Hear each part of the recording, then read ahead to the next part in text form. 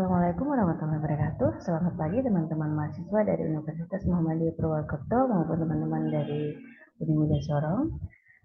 Semoga selalu dalam keadaan sehat selalu, sehat jasmaninya juga sehat mentalnya ya. Pada pertemuan kali ini, pertemuan ke-12, kita akan membahas mengenai penilaian layanan bimbingan konseling di sekolah dasar. Silakan teman-teman simak dengan baik. Semoga apa yang saya sampaikan ini dapat menambah wawasan dan juga informasi teman-teman terkait dengan pelaksanaan layanan bimbingan konseling di sekolah dasar. Pertemuan 12 ini kita akan bahas mengenai penilaian layanan bimbingan konseling di sekolah dasar. Sebelumnya, saya harap teman-teman sudah siap untuk menerima berbagai informasi yang nanti akan saya sampaikan pada sesi kali ini. Oke.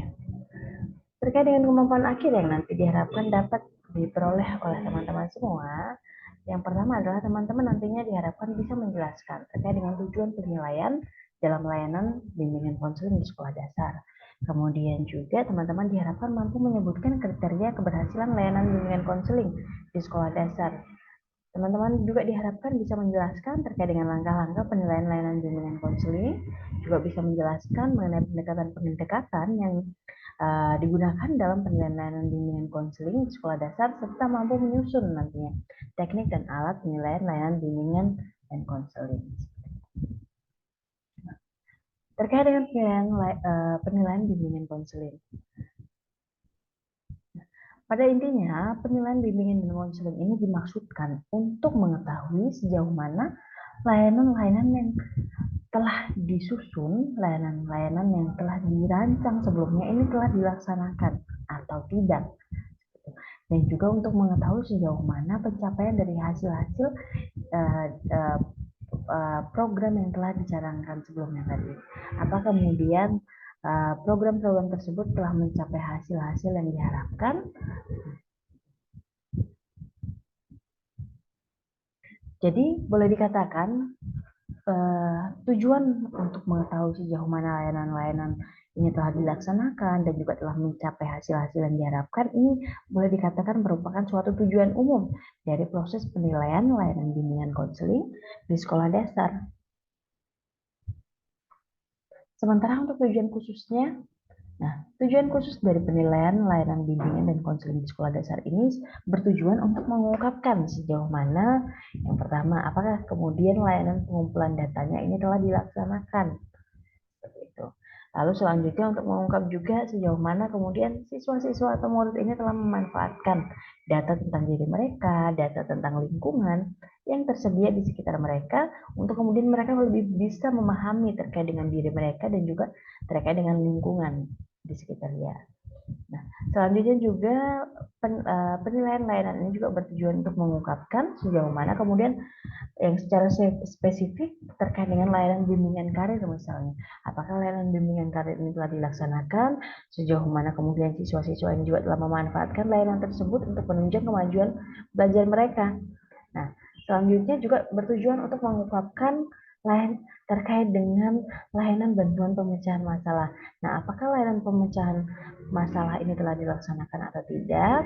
Kemudian juga jenis-jenis masalah apa yang kemudian ditangani dan juga cara penanggulangannya, serta berapa banyak murid yang telah memanfaatkan layanan pemecahan masalah tersebut.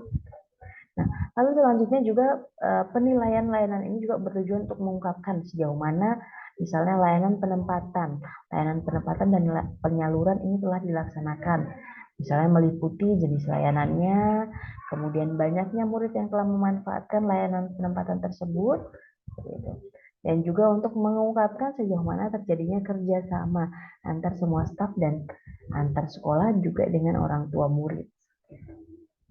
Terakhir adalah untuk mengungkapkan sejauh mana terjadinya hubungan kerjasama antara sekolah dan juga masyarakat.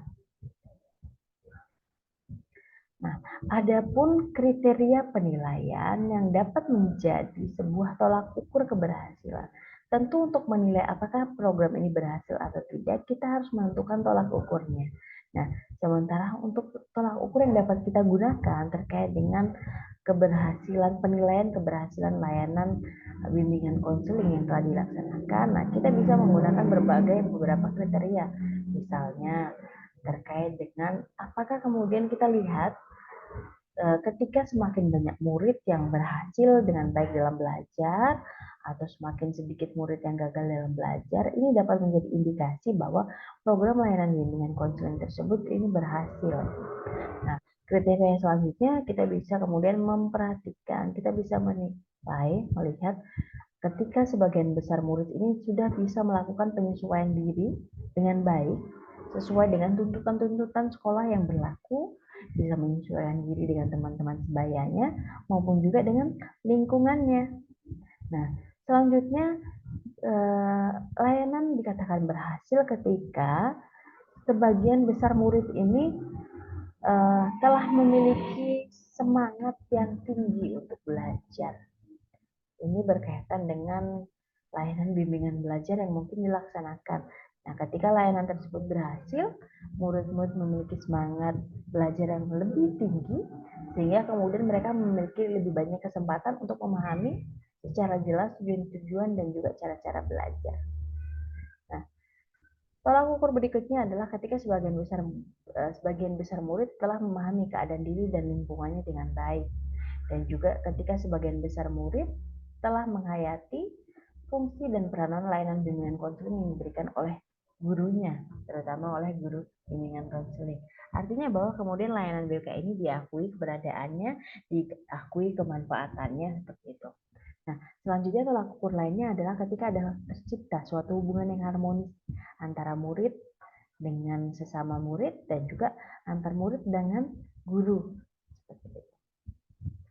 Lalu kriteria berikutnya adalah ketika sebagian besar murid telah memiliki rencana-rencana yang sistematik untuk bisa menyelesaikan tugas sekolah mereka, untuk mengetahui cara membuat rencana yang lebih baik, seperti itu. Dan terkait juga dengan timbulnya hasrat yang lebih besar dari guru-guru maupun dari staf dan lain sebagainya, komponen-komponen yang ada di dalam lingkungan sekolah ini, untuk kemudian mereka ingin mengetahui lebih lanjut informasi-informasi yang lebih lengkap dan menyeluruh mengenai diri tiap-tiap murid yang berada di sekolah tersebut. Artinya bahwa kemudian guru menyadari pentingnya untuk kita memahami bahwa tiap-tiap peserta didik ini adalah peserta didik yang unik, yang berbeda, yang memiliki kebutuhan-kebutuhan masing-masing. Nah, ini dapat menjadi indikasi juga bahwa layanan bimbingan konseling tersebut telah berhasil. Selanjutnya,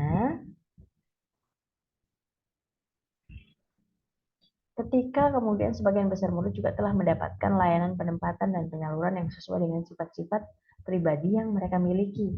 Nah, artinya kemudian berbagai potensi yang ada pada diri siswa ini telah mereka kenali, telah mereka ketahui, sehingga kemudian ini juga dapat disalurkan sesuai dengan tempatnya.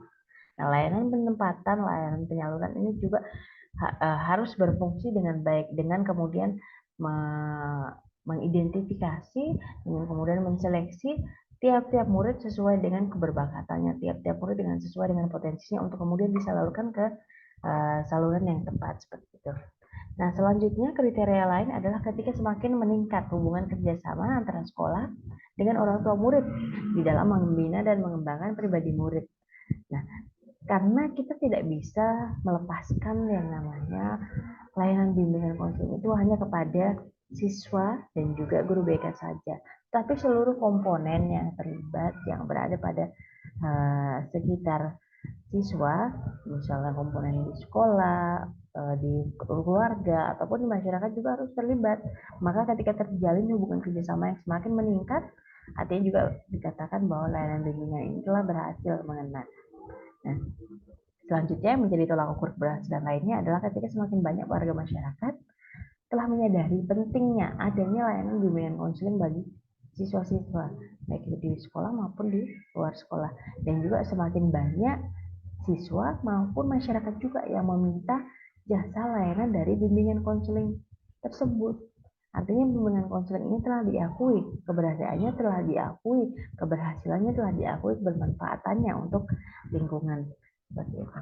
Nah, selanjutnya tolak ukur lainnya adalah ketika semakin sedikit murid yang membuat tindakan-tindakan indisipliner, murid-murid yang melanggar peraturan dan lain sebagainya itu sudah semakin minim.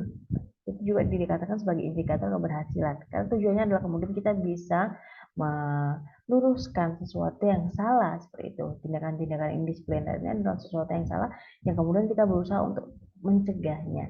Sehingga semakin minim tindakan-tindakan indisipliner ini, semakin berhasil suatu layanan bimbingan konseling yang telah dilaksanakan. Dan terakhir adalah ketika semakin sedikit murid yang putus sekolah. Selanjutnya terkait dengan prinsip-prinsip penilaian, ketika kita ingin melaksanakan proses penilaian layanan bimbingan konseling, tentu kita harus menerapkan berbagai prinsip di dalam menilai apakah layanan ini sudah tepat atau belum seperti itu. Nah, di antara prinsip-prinsip penilaian BK yang pertama adalah terkait dengan penilaian yang efektif. Ini menghendaki adanya tujuan yang jelas. Tentu harus diketahui ketika kita ingin menilai sesuatu, kita harus punya tujuan yang jelas. Apa yang ingin kita nilai, apa yang ingin kita buktikan seperti itu. Nah, terkait dengan penilaian yang efektif ini menghendaki adanya tujuan yang jelas, maka sebelum penilaian ini dilaksanakan, kita perlu kenali lebih dahulu tujuan-tujuan apa yang hendak kita nilai seperti itu. Nah, tujuan-tujuan ini hendaknya kita nyatakan dalam istilah-istilah yang dapat diukur. Misalnya, berapa kali layanan ini telah dilaksanakan, kemudian juga misalnya berapa banyak murid yang telah diberi layanan. Nah, artinya ada tujuan yang jelas. Kita ingin mengetahui apakah layanan-layanan yang dirancang sebelumnya ini telah dilaksanakan atau belum. Apakah kemudian siswa-siswa ini telah mendapatkan layanan sesuai dengan yang diharapkan. Nah, ini terkait dengan tujuan yang jelas dari penilaian tersebut. Nah, selanjutnya terkait dengan penilaian yang efektif ini menghendaki adanya kriteria yang jelas. Nah, berkaitan dengan kriteria yang jelas ini untuk menyatakan apakah suatu layanan bimbingan konseling ini berhasil atau tidak, seperti itu, maka perlu ditetapkan suatu kriteria-kriteria tertentu. Kriteria-kriteria ini biasa lazimnya dinyatakan dalam bentuk jumlah, misalnya dalam bentuk persentase ataupun mungkin dalam bentuk kecenderungan-kecenderungan yang kemudian kita coba bandingkan hasil yang diperoleh pada saat ini dengan keadaan sebelum dilakukan atau keadaan di awal-awal pemberian layanan seperti itu. Nah, sebagai contoh mungkin ketika kita membuat kriteria yang jelas, kita bisa kemudian membuat mungkin aturan ketika 75% siswa telah menerima layanan, ini dapat dikatakan bahwa layanan bimbingan konseling di sekolah telah berhasil. Maka ketika misalnya di bawah persentasenya itu di bawah 75% yang menerima layanan, mungkin hanya sekitar 50%, dapat dikatakan layanan tersebut belum berhasil, belum dilaksanakan secara maksimal. Jadi ada kriteria yang jelas terkait dengan penilaian seperti itu. Kita harus membuat mungkin prosentasenya, membuat ukuran-ukuran yang jelas seperti tadi. Nah, selanjutnya, terkait dengan hasil penilaian layanan bimbingan konseling ini harus dapat memberikan sumbangan yang berarti bagi usaha perbaikan dan penyempurnaan layanan bimbingan konseling di sekolah dasar. Nah, pada intinya proses dan hasil penilaian layanan bimbingan konseling ini tidak akan memiliki makna apabila kita tidak dapat menggunakannya untuk perbaikan, proses perbaikan dan juga penyempurnaan program layanan bimbingan konseling itu sendiri. Nah, oleh sebab itu, kegiatan penilaian ini hendaknya dirancang sedemikian rupa dan juga dapat digunakan untuk meninjau kembali program dan layanan yang telah diberikan seperti itu. Nah, hasilnya nanti, hasil dari proses penilaian ini nanti akan kita gunakan untuk memperbaiki dan menyempurnakan layanan bimbingan konseling di masa yang akan datang, di masa berikutnya, di periode berikutnya seperti itu. Lalu penilaian yang efektif merupakan kegiatan yang terencana dan juga berkesinambungan. Nah, artinya bahwa penilaian layanan bimbingan konseling ini memerlukan perencanaan yang matang dan juga dilaksanakan secara berkesinambungan. Nah, hal ini kemudian sejalan juga dengan kegiatan layanan bimbingan konseling yang harus dilaksanakan secara terencana tentunya. Artinya bahwa kegiatan bimbingan konseling ini tidak boleh dilaksanakan hanya secara kebetulan atau sewaktu-waktu saja atau insidental saja, tapi memang harus direncanakan tiap-tiap harinya, tiap minggunya, tiap bulannya, tiap semesternya, program-program apa yang akan diberikan pada kurun-kurun waktu tersebut. Jadi harus jelas seperti itu, berkesinambungan. Dan terakhir adalah penilaian bimbingan konseling yang efektif ini dilaksanakan dengan mengikut sertakan semua pihak di sekolah. Nah, artinya bahwa penilaian bimbingan konseling ini adalah usaha bersama. ini merupakan usaha bersama yang tidak bisa kemudian kita lepaskan dari berbagai komponen yang terlibat tadi. Kita nggak hanya kita tidak hanya melibatkan guru BK saja dan murid, tapi seluruh komponen, misalnya staf di sekolah, guru-guru mata pelajaran, tenaga perpustakaan, mungkin tenaga kebersihan, kepala sekolah, dan lain sebagainya. Komponen yang terlibat di dalam lingkungan sekolah tersebut itu harus ikut terlibat seperti itu. Sehingga kemudian dalam menilai apakah layanan bimbingan konseling ini berhasil atau tidak, kita harus melibatkan pihak-pihak tersebut. Nah, selanjutnya terkait dengan pendekatan dalam penilaian layanan bimbingan konseling. Nah, dalam melakukan penilaian bimbingan konseling di sekolah dasar, kita pada dasarnya bisa menggunakan berbagai pendekatan yang sesuai dengan mungkin preferensi masing-masing dan juga melihat dengan kondisi yang ada di lapangan seperti itu. Nah, penilaian ini kemudian dapat kita gunakan seperti itu untuk tadi menilai keberhasilan dari layanan bimbingan konseling. Nah, pendekatan-pendekatan yang bisa kita gunakan pada umumnya ini terdiri dari beberapa pendekatan, misalnya studi kasus, kita juga bisa menggunakan survei, metode survei, dan juga eksperimen. Nah, terkait dengan pendekatan studi kasus, pendekatan studi kasus ini adalah pada intinya untuk menilai, meninjau kemajuan-kemajuan yang telah dicapai oleh masing-masing murid, tiap-tiap murid setelah mengikuti layanan bimbingan dan konseling di sekolah dasar. Nah, kegiatan studi kasus ini meliputi bagaimana kemudian kita melakukan proses penganalisaan, kemudian pensintesisan dan juga penginterpretasian data yang berkenaan dengan masalah yang sedang kita teliti atau sedang kita nilai seperti itu. Nah, selanjutnya terkait dengan metode survei. Nah, survei ini bisa digunakan untuk mengungkapkan keadaan proses hasil layanan bimbingan dan konseling. Dalam waktu singkat, kita dapat memperoleh data yang lebih banyak, data yang lebih menyeluruh mengenai pelayanan bimbingan dan konseling di sekolah dasar. Nah, metode survei ini boleh dikatakan metode yang cukup populer seperti itu. Karena boleh dikatakan ini adalah metode yang sangat ekonomis dan juga memang banyak digunakan, terutama dalam kegiatan penilaian layanan bimbingan konseling di sekolah dasar seperti itu. Metodenya dapat digunakan secara singkat, kita dapat memperoleh data yang banyak. Gitu. Jadi tergantung mungkin kondisi dan juga preferensi dari guru bimbingan konseling itu sendiri. Nah, selanjutnya adalah pendekatan eksperimen. Jadi pendekatan eksperimen ini adalah usaha untuk menilai keberhasilan layanan bimbingan dan konseling yang dilakukan dengan jalan menerapkan layanan bimbingan konseling itu sendiri pada satu atau beberapa kelompok murid. Nah, pendekatan eksperimen ini kita gunakan, kita jadikan sebagai dasar untuk melaksanakan modifikasi atau tingkah laku murid melalui pelayanan bimbingan dan konseling.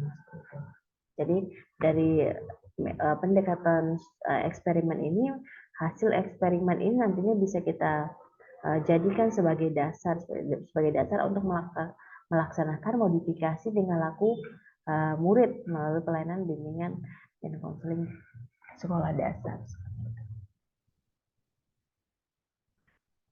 Adapun terkait dengan teknik dan alat penilaian layanan bimbingan konseling, pada dasarnya penilaian layanan bimbingan konseling dapat kita lakukan dengan berbagai cara. Misalnya kita bisa menggunakan angket, kita bisa menggunakan metode observasi, kita bisa menggunakan teknik wawancara dan juga sosiometri seperti itu. Nah, ini adalah contoh terkait dengan alat penilaian bimbingan dan konseling seperti itu. Nah, boleh dikatakan ini merupakan salah satu bentuk angket seperti daftar pertanyaan murid untuk menilai apakah peserta didik atau murid ini telah menerima layanan, terutama layanan bimbingan belajar seperti itu.